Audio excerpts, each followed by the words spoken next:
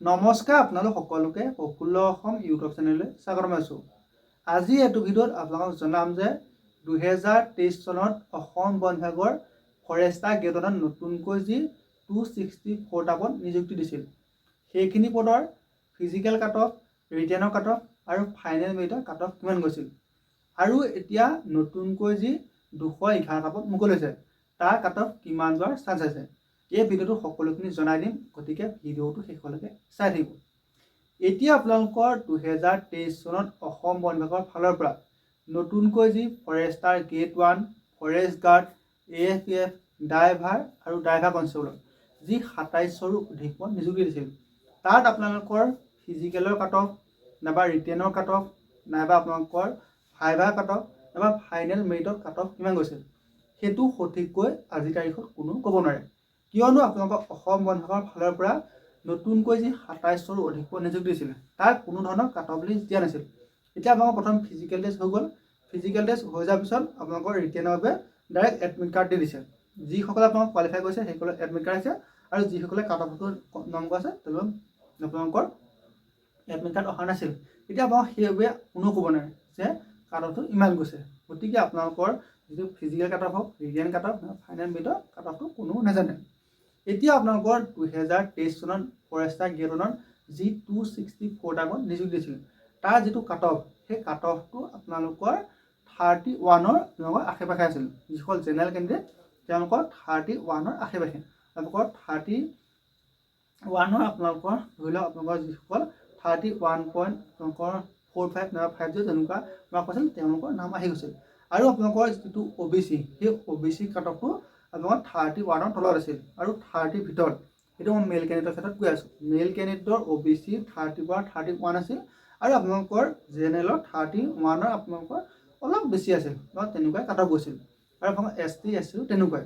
এতিয়া আপোনালোকৰ নেক্সট এটা ভিডিঅ' বনাই মই ফিমেল কেণ্ডিডেটসকলৰ কাট অফ কিমান গৈছিল তাৰ ওপৰত এক্সট্ৰা ভিডিঅ' দিম, আৰু ফিমেল কেণ্ডিডেট আপোনালোকৰ যিসমূহ ৰান চিলেক্ট আছে সেইসমূহ দেখাই দিম।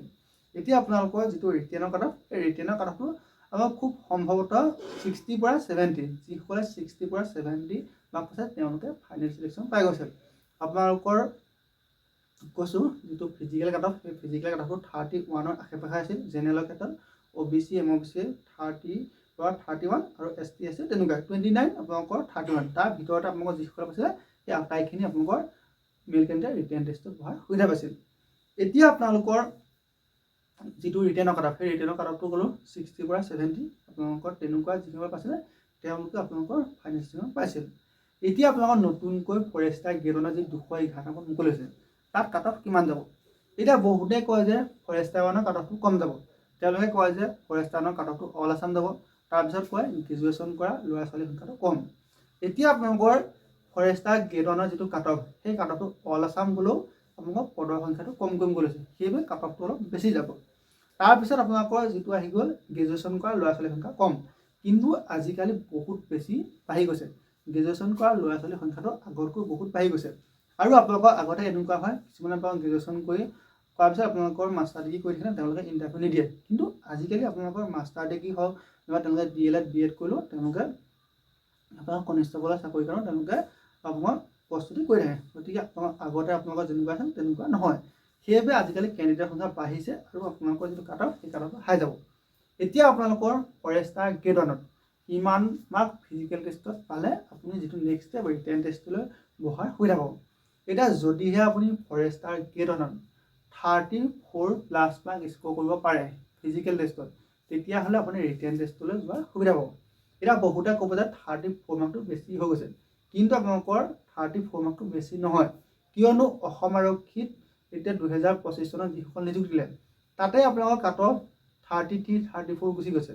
গতিকে আপোনালোকৰ যেতিয়া ফৰেষ্টাৰ গ্ৰেড 1ত পাব, তাত আপোনালোকৰ 35 বা 34 কাট অফ সেইটো ইমানো ডাঙৰ কথা নহয়।